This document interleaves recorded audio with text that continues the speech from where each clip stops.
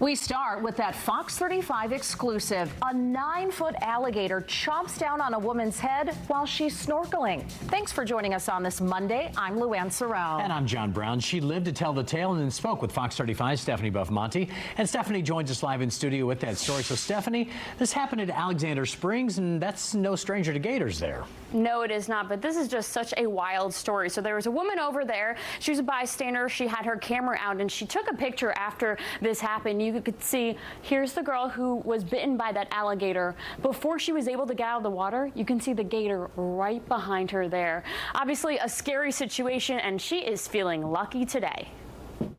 It's the 2 bumps on my forehead. Marissa Carr still can't believe it, but her head was inside an alligator's mouth at Alexander Springs in Ocala yesterday. The gator chomped down on her head while she was snorkeling. I ripped the mask off and I turned and I saw it's like 2 little eyes like sticking out of the water.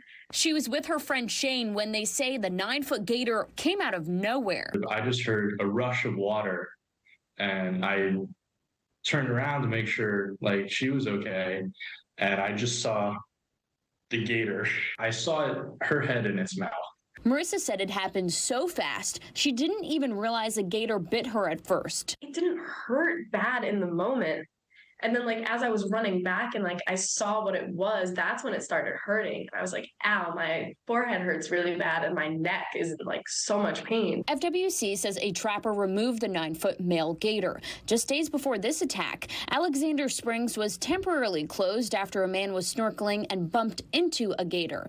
Marissa was wearing a full face snorkel mask, not just goggles. It's what she thinks could have saved her from having serious injuries or worse. Sounds bad, but it biting my head is probably the best place that it could have bitten. If it would have got my arm and that would have got a better grip on my arm and I could have lost my arm or just like my life in general. I think the head, he didn't get a good grip of it. So I think I'm genuinely just really, really lucky.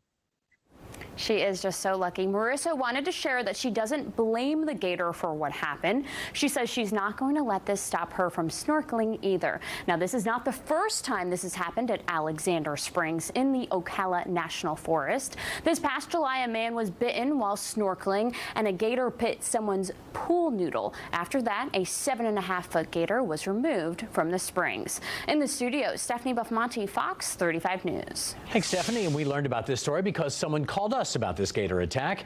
Now, if there's a story that you want us to look into, just let us know.